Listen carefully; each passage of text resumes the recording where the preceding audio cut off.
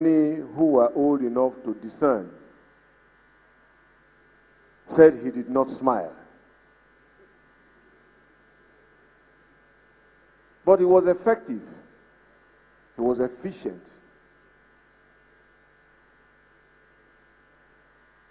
But he was committed to govern by law.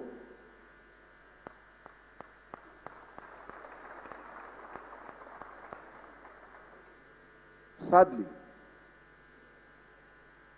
when we got those who were ready to smile at us, that is the honest truth.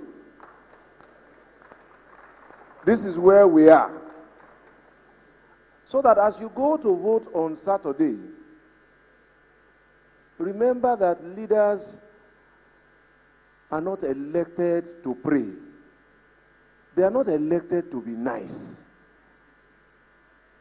They are required to be compassionate, but they are elected to be effective and efficient and to govern with the rule of law.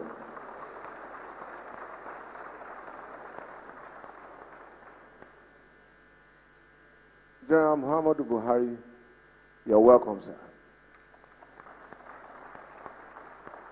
And in welcoming him, I welcome those of you who are joining us for the first time. And I also welcome the usual suspects. But instead of having a party, which we do, we work hard and we party hard. And I will allude to that shortly. On our leader's birthday, we have dedicated that day every year to discussing Nigeria's problems, as you would have seen from the issues we have dealt with from which colloquium. And it has produced results. And of course, one of us is at the threshold, as Raouf said, of becoming the next vice president of Nigeria.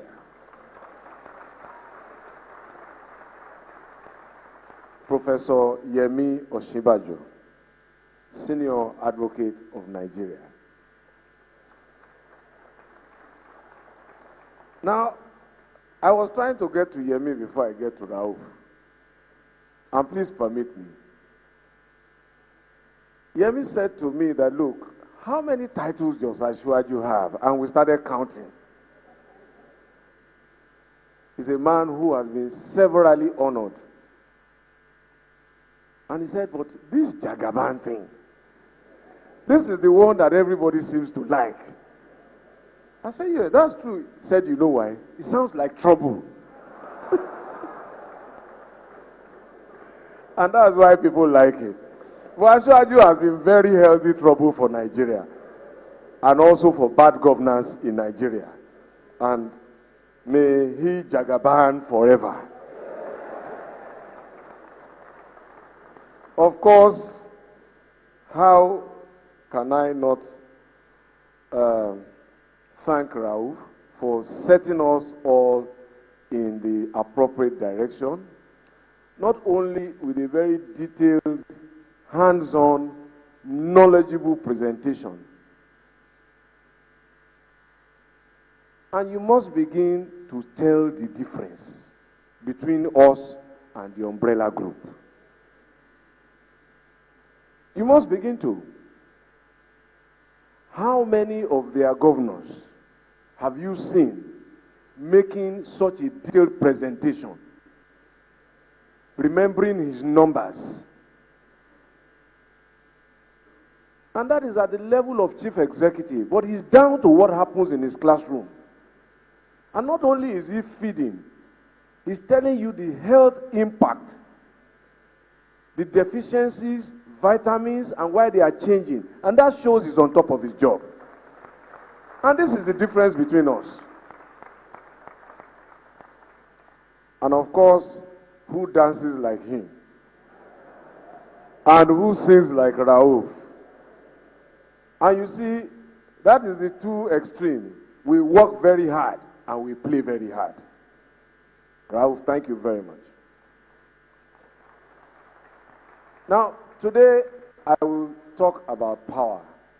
And just to demonstrate what is possible. And you make the choice whether you want to see this on a larger scale. Thank you. We have decided. Thank you. Remember that in 1999, only the federal government of Nigeria could generate electricity. Remember that. It was this man who started the crusade, Asiwaju, that led to the first private sector state government partnership delivered IPP in the whole of the Federal Republic, in Ikorodu. Each of those badges then, if I recall correctly, was 9 megawatts. We wanted to do 3 badges. And the federal government said, oh, this is a brilliant idea, let us expand it and all of that. And there were conditionalities that the power will be dedicated to Lagos. They put all sorts of hurdles in the way, which, if you go back to the newspapers of that time, is very well documented. Needless to say, the power came, Lagos never got the power, it was put on the national grid, and Lagos was being made to pay for what it was not using. That was how the story began.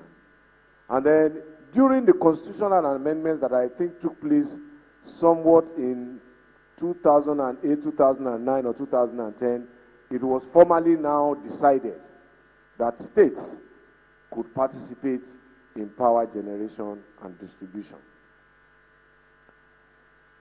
But I will try to be simple. Power generation is not rocket science. It's just generator.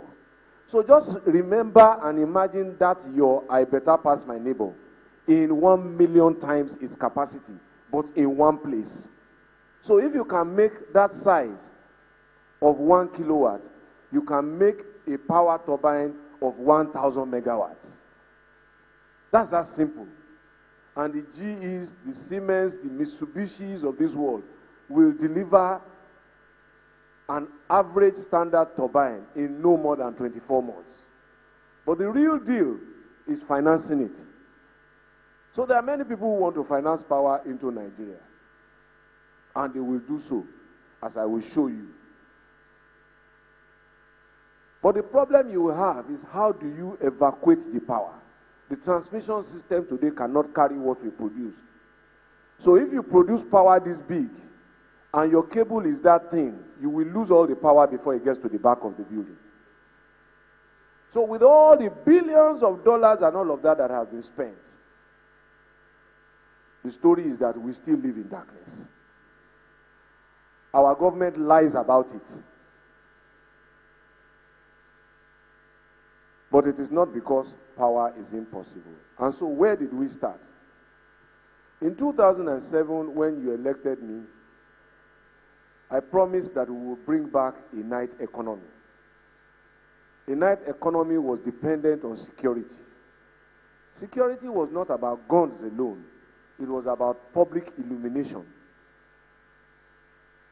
And so we started a street lighting program. First, we used generators.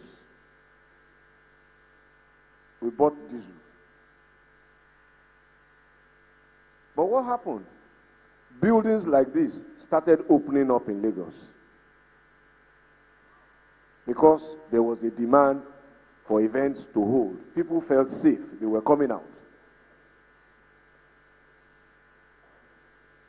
And thankfully, we see that any event that the umbrella party wants to hold, even from the top, it is Lagos to which they come. We have built more hotels because government does its work. We secure the place, we light it up. Why are the hotel brands, the Intercontinentals, the Radissons, the Orientals, the Sheratons, and the Eco hotels not opening in the capital? Something is wrong with administration there.